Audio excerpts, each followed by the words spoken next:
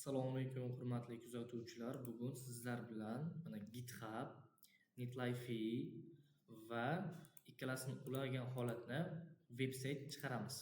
Masalan, xohlagan turdagi veb-sayt bo'ladi. Bu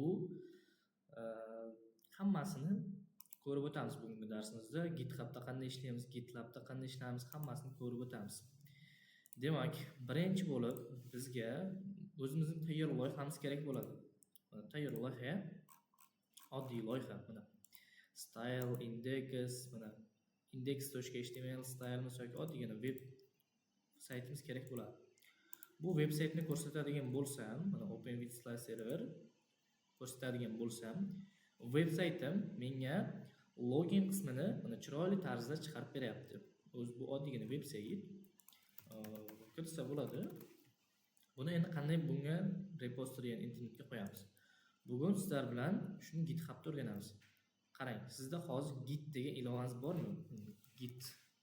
Git degan ichida bo'lsa, o'rnatib yuklab olasiz. Bo'lmasa, o'rnatishni ham ko'rsatib ketaman. Endi Git deyman. Download. Git download dedim. Git install bo'lsaman. Mana menda veb-saytda qanday ishlamayapti. MacOS yoki Linux uchun qisqa qilib aytganda ishlagan yo'q. Men endi uni terminal orqali yuklab olaman. Masalan, men nima qilaman bunga? PowerShell control deb olaman. Menda Git bordi, Git bor menda. Dasturni olib tashlashdi, ichida mana GitHub Git toptashayman. Hammalasi ko'z oldingizda qani bo'lsangiz. GitHub olinib tashladi. Bo'lmaydi. Install status GitHub yo'q. Hozir GitHubda endi shuni o'rnatamiz.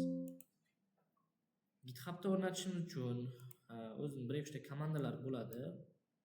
Men o'zim nomga tashab qo'yganman. Toshtemir kanalim bor. Obuna bo'lib qo'yasizlar. GitHub o'rnatish bo'yicha chiroyli kodlar bo'ladi.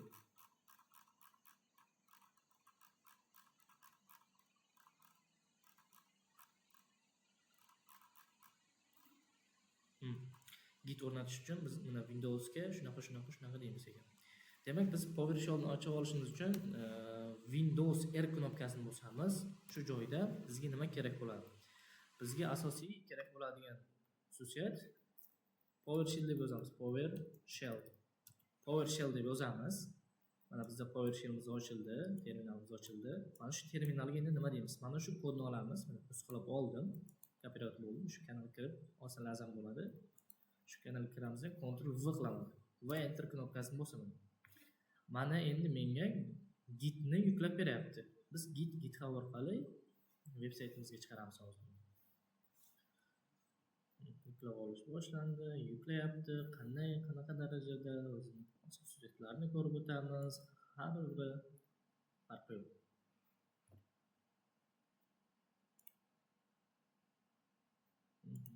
Bizda Gitimiz yuklayapti.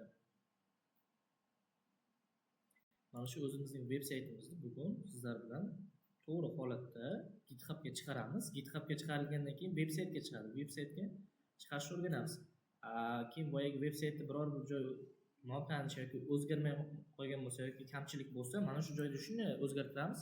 Keyin bitta enter knopka bilan GitHubga chiqqandan keyin veb saytimizni ham avtomatik chiqadigan qilamiz bugungi darsimizda. GitHub 13.2 megabayt ko'rdingiz, veb sayti yaxshi ishlamadi va Git veb sayti qana Git download. Okay, mana bu o'rnatyapti. Install yaxshi ishlamayapti. Gitni diskimga o'rnatib beryapti. Nima qilishlar hammasigacha hozir kutamiz. Chunki biz dasturchimiz.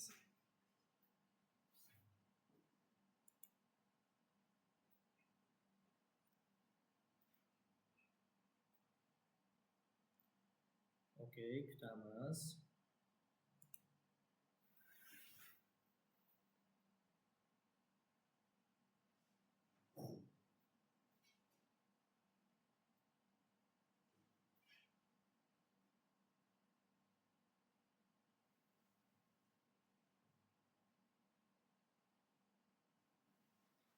ozroq qoldi.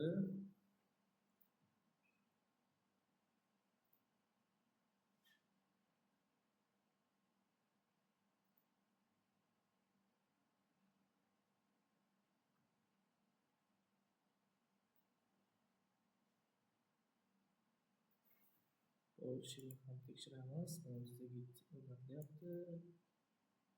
Install bo'lyapti ichlarni.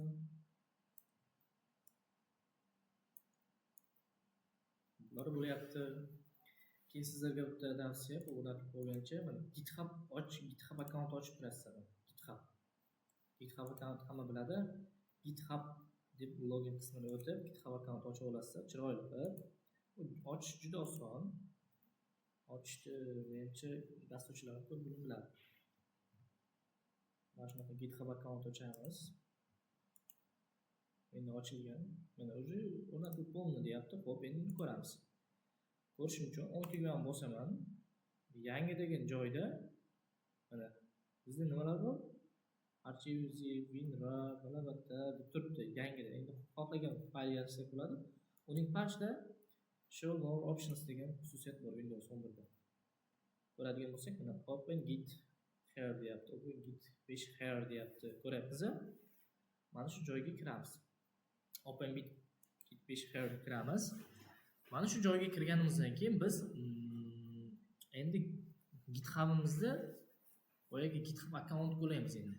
Git'imizda GitHub akkaunt qo'yamiz. Nima qilamiz? Buning uchun birinchi navbatda git config chiziqcha global degan xususiyatimiz bor. Global degan so'zimiz bor. Keyin user.name degan user name'ni chiqarib beradi. Endi bu ulangan, Jasurjon Toshtemir ulangan. Saqlanib qolibdi, emailni ko'raman. Email hammasi kiriladi. Agar sizlarga anaqa qiladigan bo'lsa, ya'ni ulanmagan bo'lsa, shuni emailda bosasizlardagin yoki name deb bosasizlardagin joy tashab qo'shimcha ochib, masalan, o'zlaringizning boya GitHub, mana GitHub username ni kiritasiz, profilga o'tasizlar, mana. Masalan, menda GitHub username Jasurjon Toshtemir bu ismim. Mana shu username deyiladi. Mana shu joyni olasizlardagi Ctrl S qilib mana shu joyga qo'yasizlar. Yoki yoziladi. Jasurjon Toshtemir deb qo'ydim. Enter bosam olindi. Keyingisini buni qanday yuqoridan chiqaryapman? Klavishimizda tepaga, pastga, o'ng tarafga, chap tarafga degan bizda yozuvlar bor. Mana shu yozuvlarni men chiqaryapman. Klavishlar bor, shu klavishlarni chiqaryapman. Tepa bo'lsa, email chiqadi. Emailni ham kiritamiz endi. Joy tashlaymiz bunga. Masalan, o'zim emailim gmail.com deb kiritaman. Enter bosaman, mana ikkalasi olindi. Endi bitta narsani tanishtirib o'tib ketaman. Git ishlayapmiz. Endi git status degan holat bor bizda. Git status bu bizning GitHub'imizning hozirgi holati degani. Masalan, repositoryga chiqarilganmi yoki faylga internetga chiqarilganmi yoki shunga o'xshash hozirgi holati bo'ladi.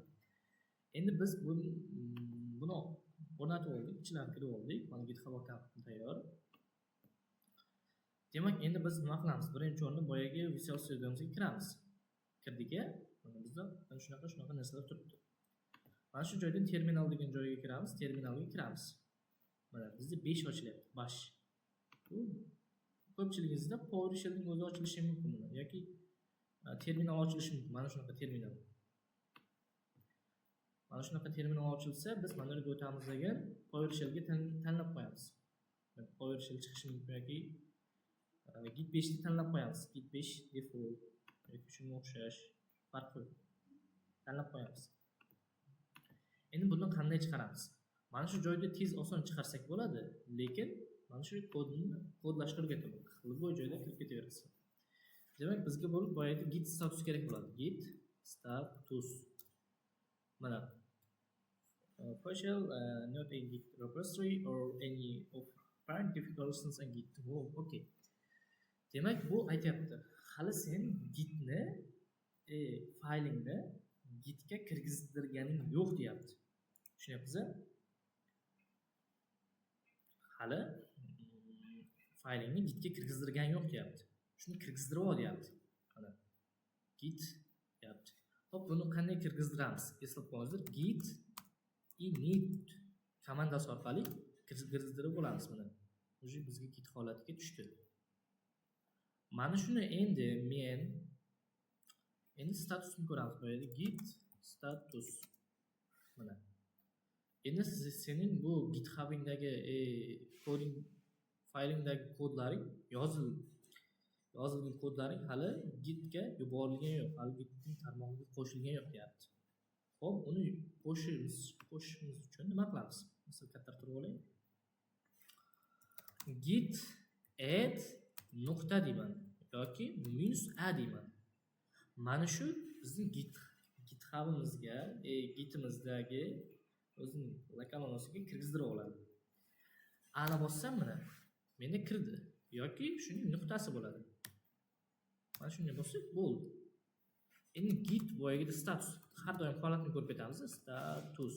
Git status qiladigan bo'lsak mana bizda yashil chiqyapti va gitimiz уже maqtdi chiqdi уже. Ya'ni gitimiz papkalar orasida chiqdi. Endi buni qanday mana papkalar orasida chiqdi. Endi buni qanday nima qilamiz? GitHub'imizga chiqaramiz. Buni GitHub'da chiqarishdan oldin xuddi boya papkalarimiz oldiga chiqdi-ku, papkalarimizga oldiga chiqib oldidan keyin uning nomi yo'q. Uning repository nomi yo'q. Ya'ni community yo'q. Xuddi endi biz shunaqa commit bajaramiz. U commit boshqa biror dasturchi ham ertaga ishlatadigan bo'lsa, uni xuddi qutini foydalanadi, yozib qo'yadi. Qutini foydalanadi, yozib qo'yadi. Biz ham shunga o'xshash xususiyat qilamiz. Buning uchun git commit -m va qo'sh tirnoq ichida bittalik va ikkitalik farqi yo'q. Nima deymiz? Masalan, login page deymiz. Login page start deymiz. Masalan, start boshlang'ich deymiz. Enter bosadigan bo'lsam, mana endi buni haqiqiy boyaga biz faylimizga papkamiz chiqardik-ku, shuning nomini yozib qo'ydi. O'zgarishni yozib qo'ydi. Boshlang'ich holati deyapti. Buning o'zgarishini qanday ko'ramiz? Git log orqali. Git logda yozadigan bo'lsak, mana bizda mana commit buning o'zining funksiyalari, buni ertaga ishlatishimiz mumkin. Hali boshqa dasturchilar bilan mana nomi login page start deyapmiz. Endi shuni biz qanday qilib promo internetga qo'yib yuboramiz, ya'ni GitHub'imizga qo'yamiz. GitHub'ga qo'yadigan bo'lsam qanday qilaman? Mana GitHub akkauntimiz ochdiga, masalan, agar ocha olmaganlar bo'lsa, unga ham alohida video chiqarib beraman. GitHub akkaunti mana shu joyda fields bor. Mana shu joyda fields bosamiz. Mana new repository. Bizga repository kerak bo'ladi. Import emas, new repository. Shuni bosamiz, yangi repository ochiladi va uni nomlaymiz. Men nomini nima dedim? Login page dedim. Login page deb yozdim. Ana shuni endi descriptionga oddiy login sahifasi deb. Endi bular turaveradi. Bularni hali keyingi darslarimizda agar shu kanalimizga obuna bo'lib qo'ysangiz, hamma darsda shularni ko'rsatib beraman, chiqarib bersam. Git repository bosamiz. Mana bizda mana kodlar beryapti. Shu kodlar kiritsak ishlatadi deyapti. Mana yerda keyin add collaboration, ya'ni boshqa odam bilan ishlashmay yoki boshqa odam shuni foydalanib ishlash deyapti-da. Bizga nima qilamiz? Uni qilmaymiz. Bizga hozir kerak bo'ladigan joyi mana shu eng pastdagi mana shu joyi. Mana shuni biz yuklab nusxa olishimiz kerak. Mana shu joyga nusxa olamiz. Nusxa olindi. Boyagi Visual Studio'ni qayta o'tamiz. Endi boyagi nusxani qo'yamiz endi. Va enterchani bitta bo'lsak, bizga GitHub'imizga mana shu link orqali muvaffaqiyatli chiqariladi. O'zi chiqarilgan. Endi bitta yangilaydigan bo'lsak, mana bizga index.html style.css chiqdi va login page start deyapti. Mana bizda HTML qismi, shuncha qismi, nimalar qilasan, Endi shuni biz NetLife'ga chiqaramiz. NetLife'ga chiqarish uchun NetLife akkaunt ochish kerak bo'ladi. NetLife akkaunt ochishni ham xudo xohlasa o'rgataman. Bu masalan buni biladiganlar, lekin chiqara olmaydiganlarda bu video aslida. Buni qanday chiqaramiz endi? Ko'pchilik mana yerga tashab chiqaradi. Yo'q, ertaga bu tashalgandan keyin masalan veb-saytimizda qaysidir qismi yoqmay qoldi. Mana shu yoqmay qolgan qismini biz o'zgartirishimiz kerak bo'ladi. Mana shu o'zgartirishda qiynaladi ko'pchilik. Bizlar unaqa qilmaymiz. Nima qilamiz? Add new project degan joyni topamiz, degan bosamiz. Import deyapti, start and template deyapti. Bizga qaysi bir kerak bo'ladi? Masalan, importni bosamiz. Importni bosadigan bo'lsak, bizga nimalar GitHubdan chiqar deyapti, GitLabdan, Bitbasketdan yoki boshqa narsadan chiqar deyapti. Bizga GitHubdan chiqarish kerak bo'ladi. GitHubni bosaman. GitHubni bosdim. Endi bizda uni ikkalasi mana bo'lyapti. Birlashyapti. Mana menda qaysidir nimalarni, qaysi boyagi repositorylarni chiqarib bering deyapti. Bizga nima kerak edi? Login page kerak edi. Login deb yozsak ham chiqarib bersa kerak edi. Login for test, login page. Boy 2 minut oldin chiqarilgan public. Shuni bosamiz. Bosganimizdan keyin project name deyapti. Websaytimizning nomi deyapti. Project name'ga nima deymiz? Login page start deyman. Juda uzun so'z. Login page start dedim. Mana project name is bu bo'sh deyapti. Mana hech qaysi joyga tegmaymiz. Deploy login page start deb bosamiz. Mana bizning muvaffaqiyatli veb-saytimizga chiqdi. Endi yangilaymiz. Hozir bu ishlaydi. Mana endi ishlaydi hozir. Kutib turamiz ozroq. Mana bizda endi chiqdi. Veb-saytimiz muvaffaqiyatli chiqdi. Endi login page startni bitta bosaman. Mana boyagi veb-saytimiz bizda ochildi. Bir xil paytlari ochilmay qoladi. Nima uchun? Masalan, index.html deb yozmaydi. Ko'pchilik balabattor deb yozib, index.asosiy.html deb olinadi bu. Endi qaraymiz. Menga orqa fon yoqmay qoldi. Orqa fonni o'zgartirishim kerak bo'ladi. Nima qilaman? Oddiygina mana boyagi Visual Studio orqali o'zgartiramiz, keyin Visual Studio oddiygina o'zgartiramiz. Style CSS'ga o'tamiz, body'ga background color'ni qizilga qilib qo'yamiz. Orqa fon endi buni o'tda ochmayman. Index.html ochaman. Open with slide server. Mana orqa fon qizil bo'ldi. Menga chiroyli holatda. Endi shuni biz qanday qilib, tushunyapsiz? Qanday qilib veb-saytimizda boyagi mana shu veb-saytimizda orqa fonni qizil qilamiz. Buning uchun biz boyagidek agar J aylansangiz, mana shu joydan qilib olsangiz ham bo'ladi. Mana shu joyda bitta komment yozasiz, bo'ldi. Yozamiz. Background color red. Red. Deyman. Commentni bosaman, yes deb bosaman. Mana menda ikkinchi background color red deyapti. Ko'ryapsiz? Buni change bosib qo'yaman. Okay deb bosam, menda hozir avtomatik bu GitHubga tushadi. GitHubdan keyin bu NetLife break nutda GitHubda o'zgarish bo'lgan aniqlikdagi veb-saytni ham o'zgartirib bo'ladi. Bo'ldi уже. Endi bitta GitHubni o'zgartiraman. Mana shu joyda background image add degan chiqadi. Background color red. Endi biz buni yangilab turamiz. Mana уже bir minut o'tar o'tmas bizda nima bo'ldi? Veb-saytimiz yangilanib bo'ldi. Mana shunaqa holat bizda. Xudo xohlasa yaqin kunlarda haqiqiy domen bilan, masalan .uz, .com shu domenlarni olib ko'rsatib beraman. Masalan, menda jasurjon.uz degan o'zim veb-saytim bor, portfolio sayt. SSD bu hammasigacha ishlab ko'rsatilgan. Mana shu veb-saytni полный chiqarganim o'zim, loyihalarim bor. Loyihalarni xudo xolasa hammasini ko'rsataman.